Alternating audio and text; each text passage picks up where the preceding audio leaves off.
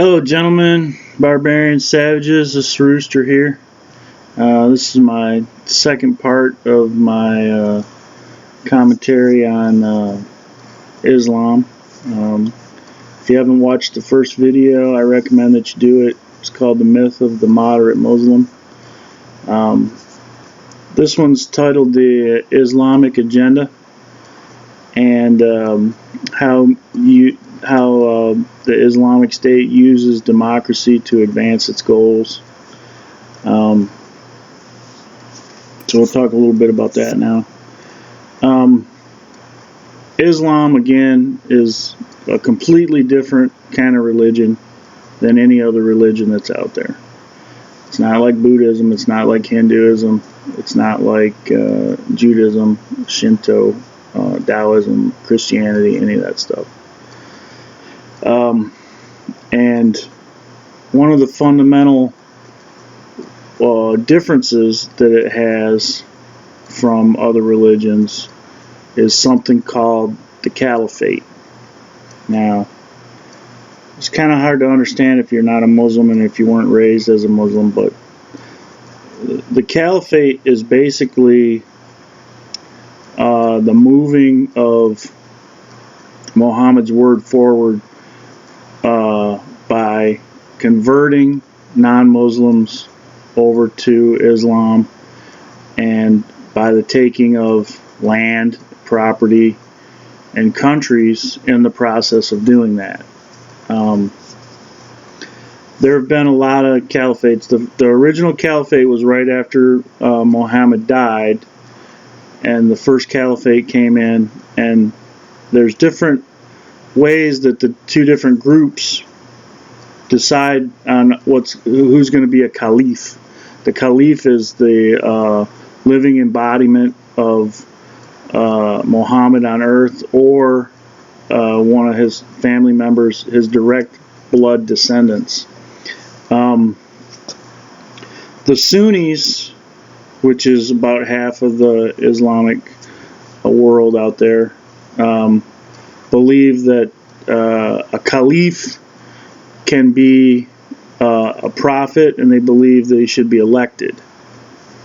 And the Shiites are much more conservative form of Islam. They believe that it has to be an imam, which is basically like a reverend or a priest. He's chosen by God, and he must be part of the family of the house.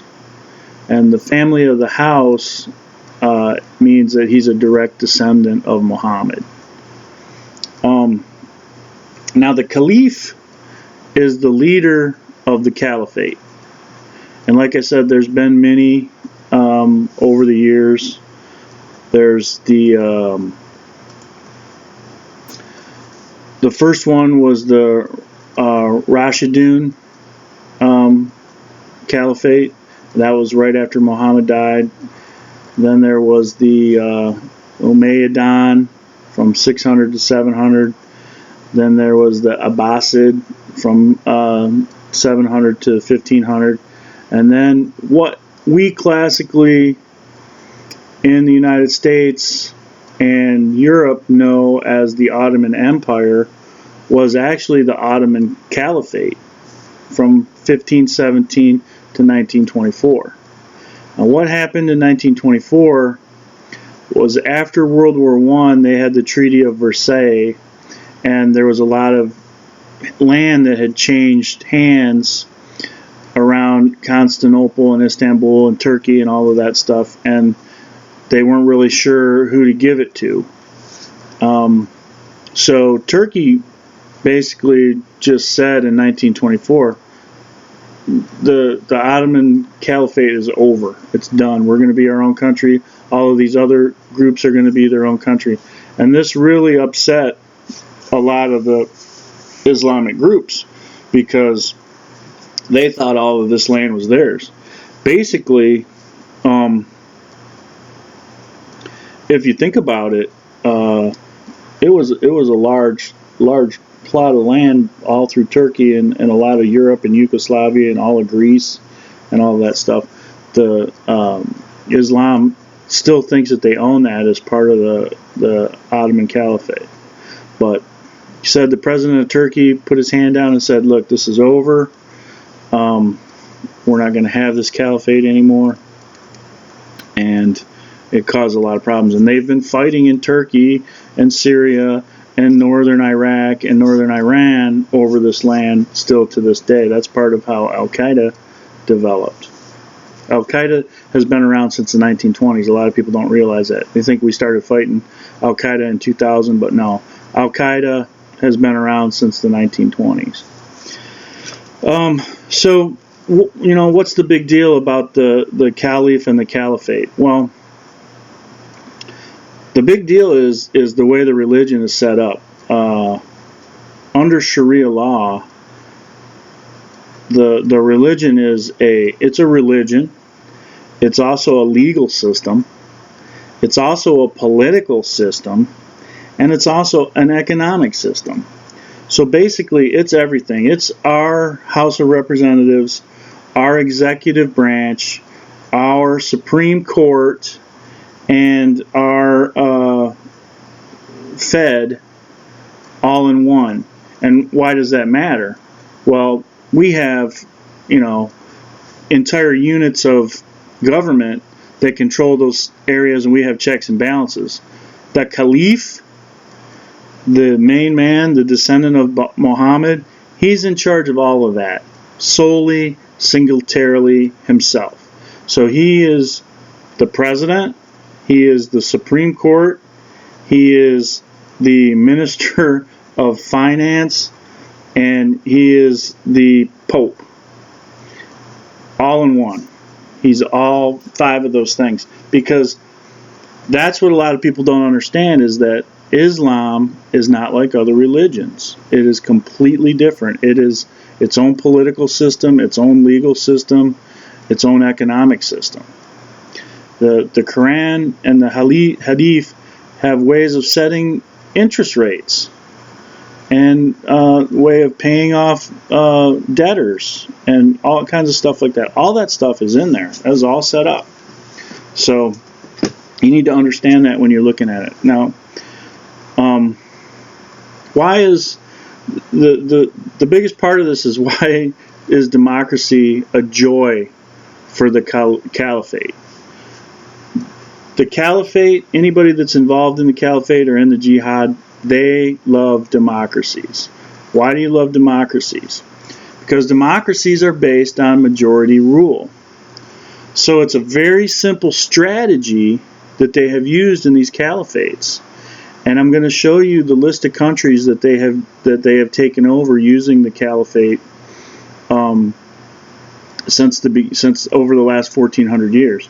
But basically, they get into the country, you know, Bosnia, Herzegovina, that was all about Muslims trying to take over a part of the country because they became big enough in the country and they went forth and multiplied and became a big enough part of the population that they became the majority voting bloc. And once Muslims become the majority voting bloc in any area of the world, the plan, the strategy that they use in the Islamic agenda and the Caliphate is to vote in Sharia law. And when you vote in Sharia law, you can have as many judges, you can have as many bureaucrats, you can have as many presidents as you want, but once Sharia law is instituted, the law of the land is the Caliph, and the law of the land is the Sharia law, and he says what goes. And they've used this over time, move into a country, multiply, reproduce, become a majority part of the population, use taqiyya, use deceitful techniques, keep their heads down, shuffle around, pretend like they're not doing anything. But once they get to be 51% of the population, they strike. And I'm going to give you a list over the last 1400 years of countries that have fallen to Sharia law by this technique. Okay, the first are the Islamic countries that became Islamic countries in the first Caliph. 25 years after Muhammad died, 28 countries, boom. Trojan horse, 28 countries in 25 years. So that was in the 600s BC. Saudi Arabia, Iran, UAE, Mauritania, Sudan, Iraq, Maldives, Afghanistan, Qatar, Yemen, Nigeria, regional parts of Nigeria, and all of Indonesia. Boom. First 25 years. Those all became Islamic countries where Sharia law is the law. The law, period. There is no other law in those countries except for Sharia law. Now let's talk about over the next 1400 years or 1375 years, where countries that used to be English, French, Spanish colonies, part of the colonialism through the Middle Ages and stuff like that, have now adopted Sharia law and play a minor role in the government. Okay? Algeria, Egypt, Comoros, Eritrea, Ethiopia, Ghana, Kenya, Libya, Morocco, Somalia, Tanzania, Uganda, Bahrain, Bangladesh, Brunei, Gaza, India, Pakistan, Jordan, Kuwait, Lebanon, Malaysia, Oman, Syria, Sri Lanka, regional parts of the Philippines, which there used to be an American base in the Philippines, Mindanao, Thailand, regional parts of Thailand, Mindanao, and Djibouti. Okay? That's a huge, this Caliph has just expanded and expanded and expanded. Now I'm going to read to you where they're in the process of implementing Sharia law into the government. Benin, Fasco, Cameroon, Chad, Gabon, Gambia, Guyana, Maldives, Mozambique, Niger, Sierra Leone, Kosovo, Senegal, Togo, Tunisia, Guyana, Sarmine, Azerbaijan, Kazakhstan, Kyrgyzstan, Turkmenistan, Tajikistan, Uzbekistan, Albania, Bosnia, and Turkey. Okay? That is literally almost 60% of the planet that has some form of Sharia law that didn't used to be. It used to be English common law or an English colony, is now either entertaining or completely using Sharia law. So the idea that you don't think that it can happen in the United States, you don't think that it can happen in Canada, you don't think that it can happen in Brazil or Honduras or anything on this side of the planet, you're crazy, because they're relentless, and it took them 1400 years to get to this point. They are not going to stop. This Islamic agenda has been going on since the day Muhammad died. It is their job to make sure that every person on the planet becomes Muslim and lives under Sharia law or is killed. Those are your two choices. Become Muslim, live under Sharia law, or die. Okay? Catholics, Buddhists, Jews, we don't really say you have to become Jewish or we're going to kill you. So, Islam is different than other religions. Keep that in mind. So the point is that they use basically a Trojan horse type of mentality. They sneak in under the guise of democracy, or they immigrate in, or whatever, and then they repopulate that certain area and move the indigenous population away until they are the majority, and then they make their own laws. Now, where can you see this happening in the United States? You can see it happening right here in this state of Michigan, in Dearborn. Dearborn has 800,000 Muslims. And when you go down into Dearborn, it's right by Ford Field. Go watch the Lions play or go watch the Tigers. And you can see it. You can drive down the road, and all the signs are in Arabic now. All of the restaurant signs are all in Arabic. Everything, the street signs are all written in Arabic. And this is because they are in that area. The mayor, is a Muslim. The school board is Muslim. The county commissioner is Muslim. They have moved into the population. They become way more than half the population, and they moved into political office. Okay, this is what they do to use democracy to advance the Islamic agenda. So this is what you need to be aware of. So I'm going to summarize real quick. The Islamic agenda is based on a caliphate. The caliphate is run by the Caliph, and the Caliph is like a king or an emperor, and he is not just like our president. He has legal control. He has spiritual control over the religion. He says what goes as far as sharia law. He's the political leader. He's the Congress. He's the Senate. He's the Supreme Court. He's the president, and he's the Pope, and he's the Fed. He controls the money too. So, and the idea of the Caliphate, as I said before, is to advance Islam in any way possible, and to take land, to take property over.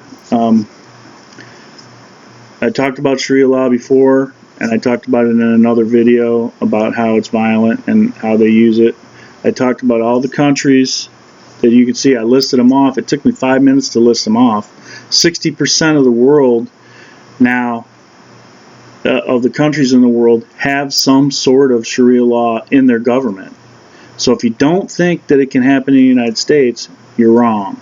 If you don't think it can happen in the UK, look at some of the protests and stuff that's going on in the UK. The UK is at a tipping point right now because the population of Muslims in the UK is about 10 to 12%, and it's really starting to tip because they're getting a lot of immigrants, and you can see the protests and the violence going crazy in the streets of Britain. And Canada is starting to be the same way, and we've seen 5 or 6 Muslim attacks here in the United States just in the past 2 or 3 years here. So, it's happening and it's coming here, and it's something that people really need to think about. Talk a little bit about where the current worldwide caliphate is at, and ISIS, the Islamic State, is using it. Their current, ISIS's current belief of what they can take is everywhere from Portugal to France, most of Africa, Afghanistan, Turkey, Ukraine, India, and parts of Russia and China. They believe that is their land at a minimum. That's where they're going to stop at this caliphate. And they're not going to stop till they get basically all the land from Portugal and France over to Ukraine and India. Yeah. That's what they think their current rights are, the Islamic State. So I'll put the anti-proof out there. I like to put the anti-proof out there so that you can see the other side of it. This is about how the Islamic State uses democracy to get in. So let's look at countries that don't have democracy. The 2 biggest ones are China and Russia. Guess what? China and Russia have exactly this many problems with the Islam. 0. China doesn't play. They don't have a democracy. It's communism in China.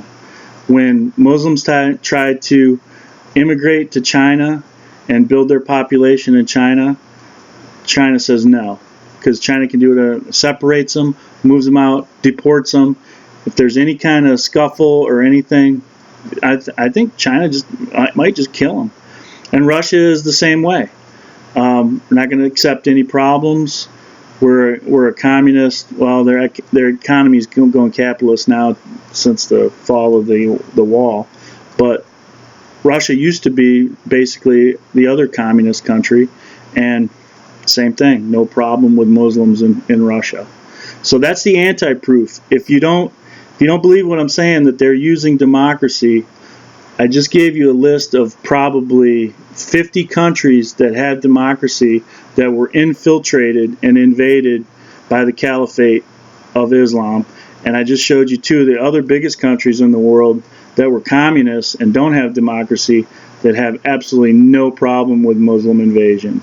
And they have no problem with explosions and markets blowing up and roadside bombs and people taking M16s into nightclubs and shooting people up. So, makes a lot of sense when you think about it. But anyways, that's all I have. As always, if you disagree with me, you don't agree, you want to make comments, put them down in the comment section. I'm open to it. I love diversity. I love to argue with people. And as always, take it easy.